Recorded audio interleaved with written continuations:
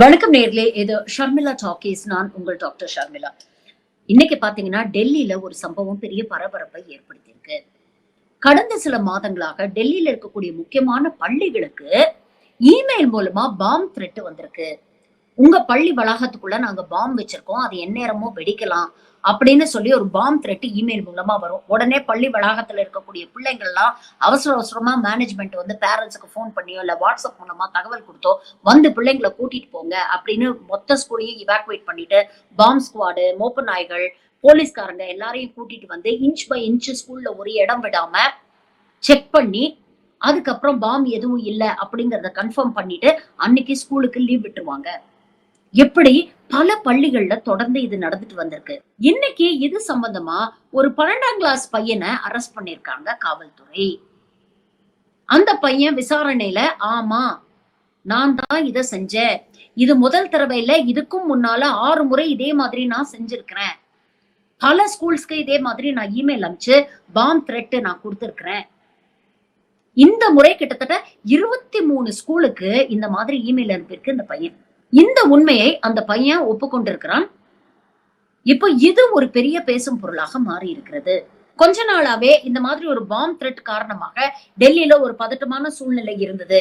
ஏற்கனவே டெல்லியில இருக்கக்கூடிய ஏர்போர்ட்ல தொடர்ந்து இந்த மாதிரி பாம் த்ரெட்ஸ் வருது அப்படின்றத கண்டுபிடிச்சாங்க. கடைசியில ஒரு வேலை இல்லா ஒரு இளைஞர் இதை வேணும்ட்டே பண்ணிருக்கிறாரு அப்படிங்கறத கண்டுபிடிச்சு அவர் அரெஸ்ட் பண்ணாங்க.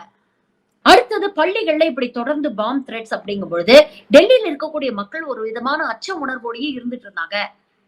யோசிச்சு பாருங்க, காலையில பிள்ளைங்களை பள்ளிக்கு கிளப்பி அனுப்பும் பொழுது எவ்வளவு கவலையா இருக்கும். இன்னைக்கு என்ன போன் வரப்போதோ, என்ன மெசேஜ் வரப்போதோ, எங்க எப்போ எது வெடிக்க போகுதோ அப்படிங்கிற ஒரு அச்சம் பிள்ளைகளுக்கும் இருந்தது, பெற்றோர்களுக்கும் இருந்தது, முக்கியமா காவல்துறைக்கும் இருந்தது.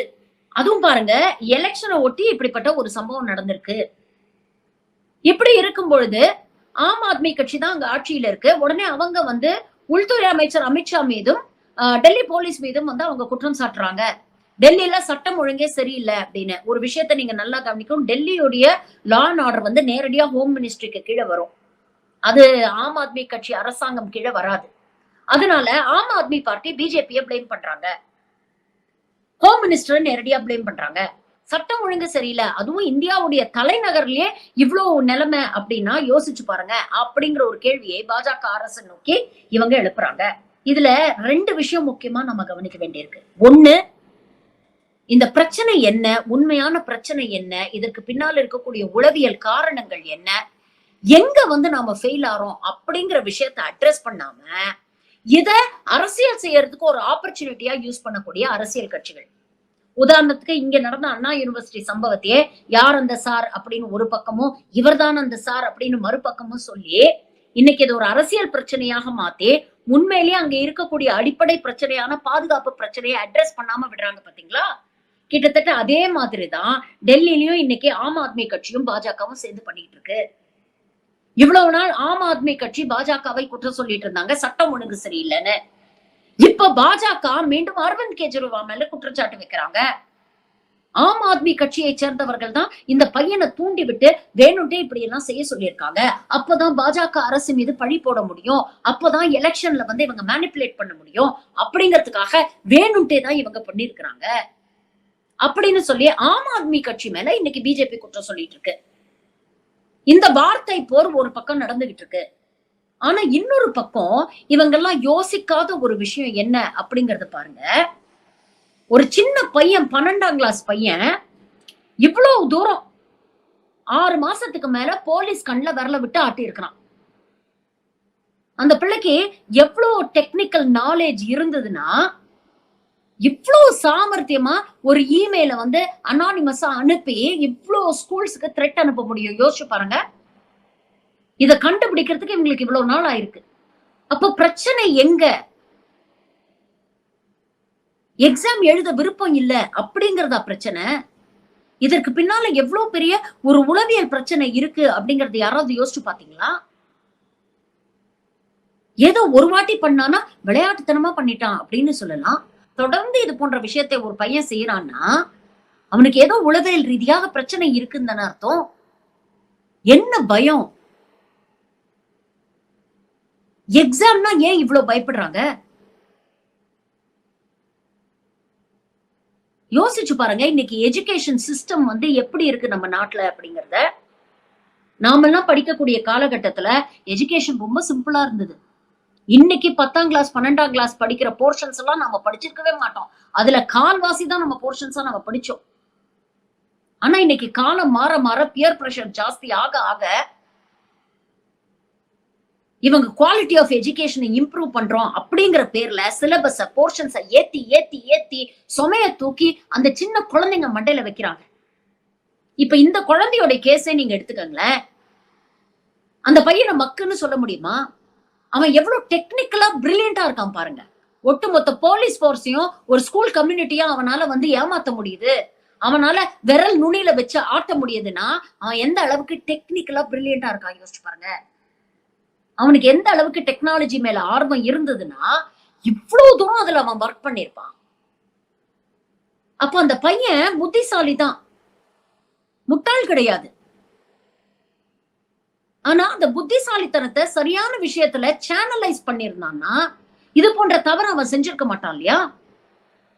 அப்போ இயல்பாகவே குழந்தைகளுக்கு இருக்கக்கூடிய அந்த புத்திசாலித்தனத்தை அவங்களுக்கு விருப்பப்பட்ட திசையில சேனலைஸ் பண்ண வேண்டியது யாருடைய பொறுப்பு?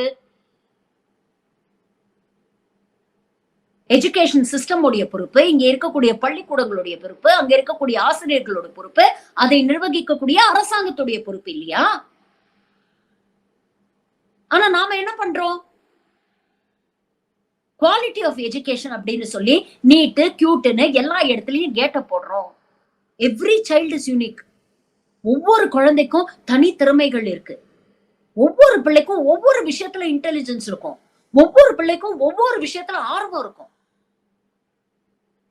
அப்ப அந்த பிள்ளையுடைய தனித்திறமைகள் என்ன, அந்த பிள்ளையுடைய டேலண்ட் என்ன, ஸ்கில் என்ன, அதனுடைய ஆர்வம் என்ன அப்படிங்கறத ஐடென்டிஃபை பண்ணி அந்த வழியில அந்த குழந்தையை கொண்டு போனீங்கன்னா அந்த குழந்தை எவ்வளவு அழகா பெர்ஃபார்ம் பண்ணும். நம்ம எஜுகேஷன் சிஸ்டமே ரீவேம்ப் பண்ண வேண்டிய ஒரு தேவை இன்னைக்கு இருக்கு இல்லையா? இதை என்னைக்கு நம்ம உணர போறோம்? கிராஸ் என்ரோல்மெண்ட் ரேஷியோ அப்படின்னு சொல்றாங்க. அதாவது பள்ளி படிப்பை முடித்துவிட்டு உயர்கல்விக்கு போகக்கூடிய நபர்களின் எண்ணிக்கை.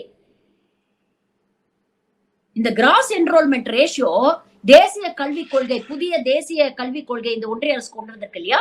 2030ஆம் ஆண்டுக்குள்ள நாம 50% எட்டணும் அப்படிங்கிற இலக்கு வச்சிருக்காங்க. ஆனா தமிழ்நாடு அதை ஆல்ரெடி எட்டிட்டோம். பிஹெச்டி பண்ணக்கூடிய கேண்டிடேட்ஸ் வந்து தமிழ்நாட்டுல தான் அதிகம். அதுவும் பெண்கள் பிஹெச்டி பண்ணக்கூடியது தமிழ்நாட்டுல தான் அதிகம். இன்னைக்கு ஒரு புதுமை பெண் திட்டத்தினாலேயோ இல்ல தமிழ் புதல்வன் திட்டத்தினாலேயோ இன்னைக்கு நிறைய பேர் வந்து ஸ்கூல் படிப்பை முடிச்சுட்டு காலேஜுக்கு வராங்க. வாங்க வந்து படிங்க, நீங்க வாங்க அப்படிங்கிறதுக்கான ஒரு முயற்சியை ஒரு அரசாங்கம் எடுக்குது இல்ல?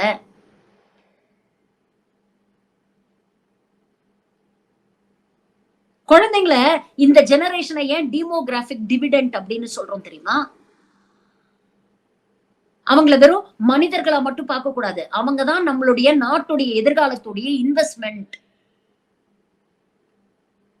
இவங்களுடைய கல்வியிலையும் சுகாதாரத்திலையும் ஆரோக்கியத்திலும் நம்ம எவ்வளவு இன்வெஸ்ட் பண்றோமோ நாளைக்கு அந்த அளவுக்கு நம்ம நாடு வல்லரசா வரும். நீங்க சொல்லக்கூடிய இந்த அம்ரித் கால், விக்சித் பாரத் எல்லாம் எப்போ உண்மையிலேயே ரியாலிட்டியா மாறும் அப்படின்னு பாத்தீங்கன்னா இங்க இருக்கக்கூடிய அடுத்த தலைமுறை ஆரோக்கியமான, அறிவான, செயல்திறன் மிக்க ஒரு தலைமுறையா வரும்போதுதான் இது நனவாகும். ஆனா அதை நோக்கி நம்ம ஏதாவது பண்றோமா?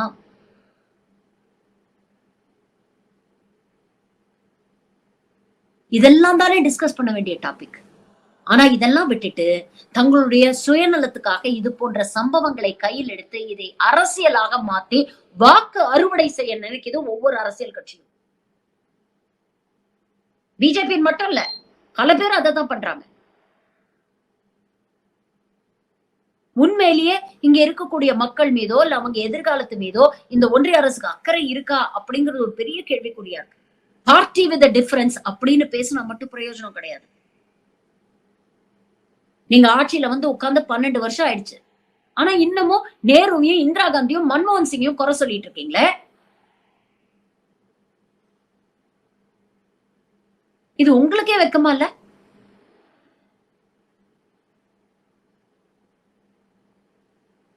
அடுத்த தலைமுறையோட எதிர்காலத்தை நினைக்கும் பொழுது உண்மையிலேயே ரொம்ப பயமா இருக்கு. ஒரு பையன் நாம நல்லா படிச்சு எக்ஸாம் அட்டெண்ட் பண்ணணும். சரி பரவால்ல, கம்மியா மார்க் வாங்குனாலும் பரவால்ல, இன்னொரு வாட்டி அட்டெண்ட் பண்ணுவோம் அப்படின்னு நினைக்கிறாங்கன்னா, அதுல ஒரு நியாயம் இருக்கு. ஆனா இன்னைக்கு பெரும்பாலான பிள்ளைகள் அந்த எக்ஸாமை எதிர்கொள்ள தைரியம் இல்லாம, இதுல எப்படி ஏதாவது தில்லாலங்கடி வேலை செஞ்சு இந்த எக்ஸாம்ல இருந்து தப்பிக்கலாம், இல்ல சீட் பண்ணி மார்க் வாங்கலாம் அப்படின்னு யோசிக்கிற அளவுக்கு அடுத்த தலைமுறையை தள்ளுறோம்னா, அப்ப தப்பு அந்த குழந்தைங்க மேலயா? இல்ல நம்ம மேலயா? யோசிச்சு பாருங்க.